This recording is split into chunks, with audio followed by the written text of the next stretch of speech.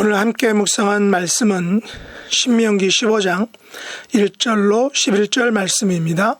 1절 매 7년 끝에는 면제하라. 면제의 규례는 이러하니라. 그의 이웃에게 구워준 모든 채주는 그것을 면제하고 그의 이웃에게나 그 형제에게 독촉하지 말지니 이는 여호와를 위하여 면제를 선포하였음이라. 이방인에게는 내가 독촉하려니와 내 형제에게 구워준 것은 내 손에서 면제하라. 내가 만일 내 하나님 여호와의 말씀만 듣고 내가 오늘 내게 내리는 그 명령을 다 지켜 행하면 내 하나님 여호와께서 내게 기업으로 주신 땅에서 내가 반드시 복을 받으리니 너희 중에 가난한 자가 없으리라. 내 하나님 여호와께서 내게 허락하신 대로 내게 복을 주시리니 내가 여러 나라에 구워줄지라도 너는 꾸지 아니하겠고 내가 여러 나라를 통치할지라도 너는 통치를 당하지 아니하리라. 내 하나님 여호와께서 내게 주신 땅 어느 성읍에서든지 가난한 형제가 너와 함께 거주하거든 그 가난한 형제에게 내 마음을 완악하게 하지 말며 내 손을 움켜쥐지 말고 반드시 내 손을 그에게 펴서 그에게 필요한 대로 쓸 것을 넉넉히 구워주라. 삼가 너는 마음에 악한 생각을 품지 말라. 곧 이르기를 일곱째 해 면제년이 가까웠다 하고 내 궁핍한 형제를 악한 눈으로 바라보며 아무것도 주지 아니하면 그가 너를 여호와께 호소하리니 그것이 내게 죄가 되리라. 너는 반드시 그에게 줄 것이요 줄 때에는 아끼는 마음을 품지 말 것이니라. 이로 말미암아 내 하나님 여호와께서 내가 하는 모든 일과 내 손이 닿는 모든 일에 내게 복을 주시리라. 땅에는 언제든지 가난한 자가 그치지 아니하겠으므로 내가 내게 명령하여 이르노니 너는 반드시 내 땅 안에 내 형제 중 곤란한 자와 궁핍한 자에게 내 손을 펼지니라. 아멘. 오늘 말씀의 제목은 반드시 복을 받는 경우입니다. 오늘 신명기 15장은 면제년 규례와 히브리 종의 해방 그리고 처음 난 곳에 대한 성별에 관한 말씀입니다. 이스라엘에는 7년마다 농경지를 쉬게 하는 안식년 법이 있습니다. 이는 하나님께서 땅의 원래 주인, 임자라는 것을 인정하는 행위인 것입니다. 이와 같은 맥락에서 면제년은 어려움을 겪는 사람에게 준 빚을 쉬게 할 것을 곧 그 빚을 면제해 줄 것을 말씀하고 있는 것입니다. 이는 하나님의 모든 백성들도 하나님의 소유임을 인정하는 행위라고 볼 수 있습니다. 하나님의 백성은 서로를 형제처럼 대해야 한다는 것입니다. 더 나아가서 하나님은 레위기 25장에서는 더 강범위한 범위의 신현 규례에 대해서 말씀하고 있습니다. 이는 우리의 모든 소유가 하나님의 소유임을 인정하고 그것을 행위로 증명하는 것입니다. 그래서 모세는 매 7년 끝에는 면제하라 라고 명령하고 있습니다. 면제의 규례는 이웃에게 구워준 모든 채주는 그것을 면제하고 이웃이나 형제에게 독촉하지 말라라는 것입니다. 그 이유는 이는 여호와를 위하여 면제를 선포했기 때문이다라는 것입니다.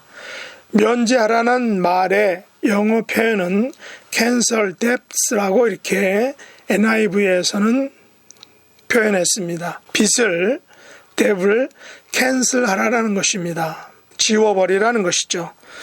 제가 미국에 온 지 얼마 안 되지 않아서 낯선 곳을 방문해서 거기 도로에 익숙하지 못해서 유턴을 했는데 경찰이 저를 잡았습니다. 그 이유는 바로 그것이 유턴을 하지 못하는 유턴 금지 구역이었던 것입니다. 그래서 비록 제가 운전면허를 따느라고 교통법규를 공부하고 시험을 봐서 합격을 했지만 실제에서는 아직 배워야 할 것이 많았죠. 하지만 유학생 신분으로 불법 유턴을 했으니 당연히 벌금과 딱지를 떼어야 했습니다. 그러나 면허증을 보이고 이제 차량 등록증과 보험카드를 주었는데 잠시 후에 그 경찰관이 그냥 경고 노티스만 주고 가라는 것이었습니다. 그 후에 왜 경찰이 그냥 보내주었는지를 한번 생각해 봤는데 그때 제 차 뒤에는 플로 유학생이라는 그런 스티커가 파킹 스티커가 뒤 유리에 붙어 있었습니다. 그리고 차량 조회를 하게 되면 이 사람이 지금 어떤 학교를 다니고 있는지 알게 되죠.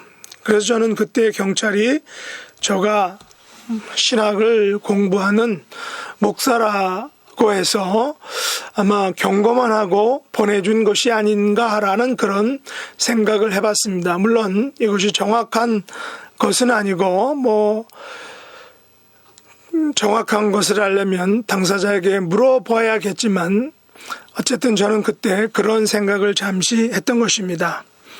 그리고 법규 위반과 벌금 그리고 벌점을 받지 않은 것에 대해서 저는 모세가 말한 바로 이 본문에서 말한 캔슬 때 면제받은 그 기쁨이 어떤 것인지를 조금이나마 이해할 수 있었던 것입니다.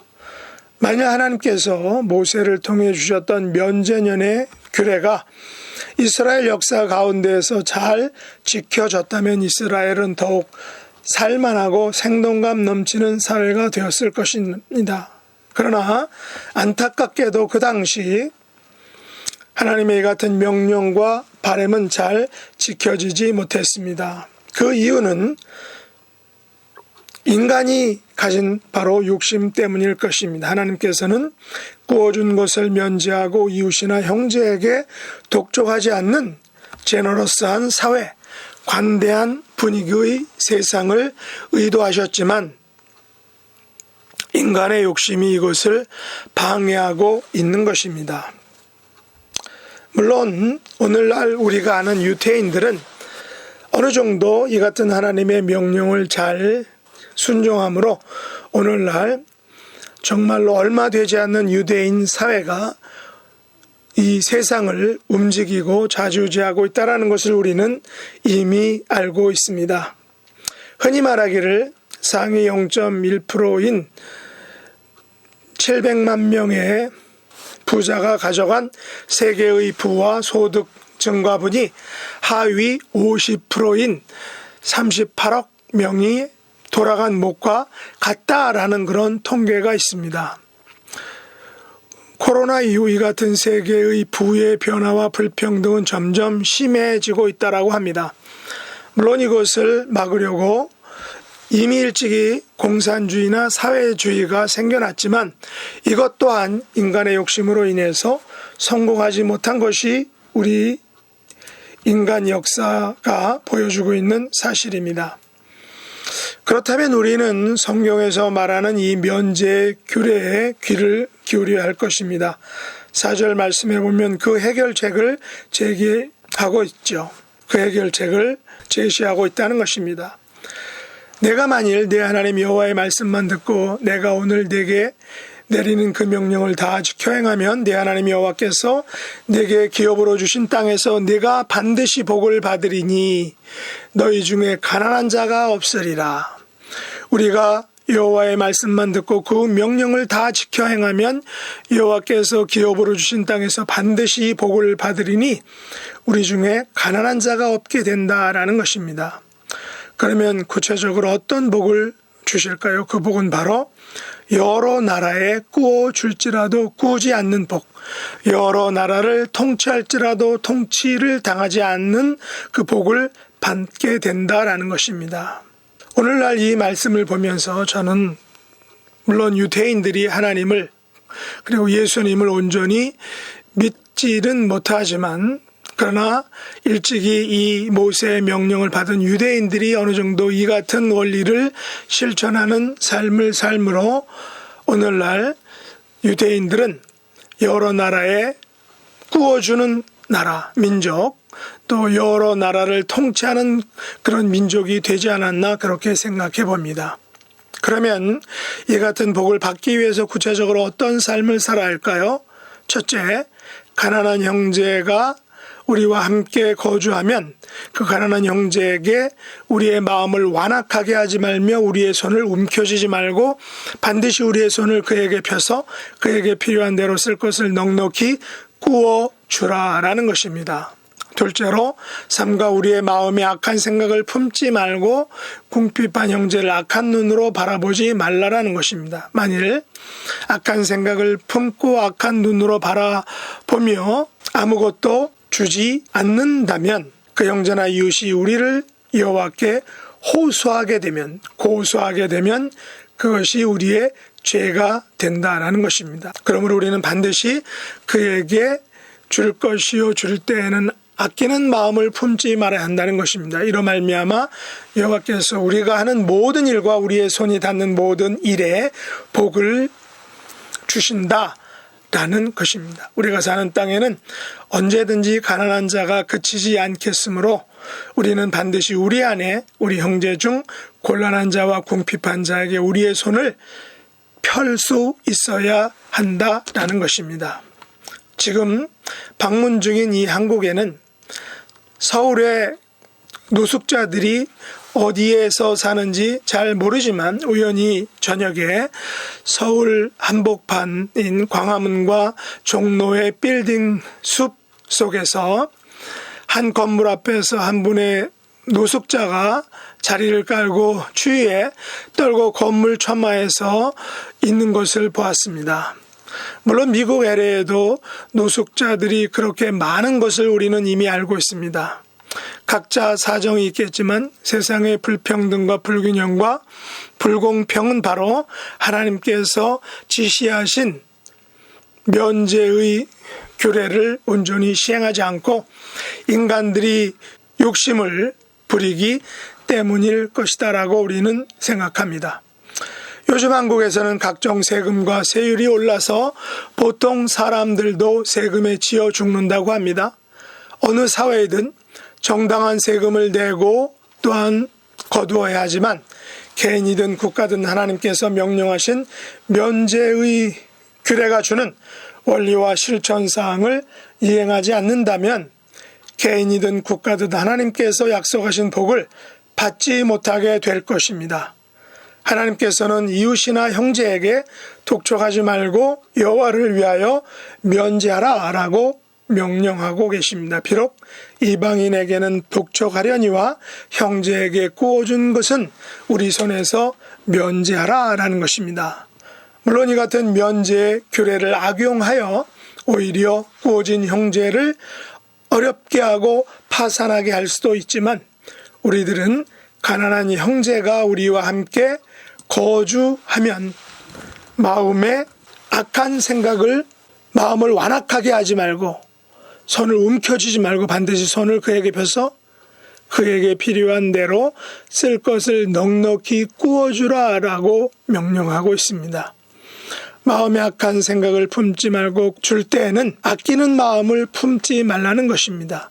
그렇게 하면 우리가 하는 모든 일과 우리 손이 닿는 모든 일에 하나님께서 반드시 복을 주실 것이다 라는 것입니다.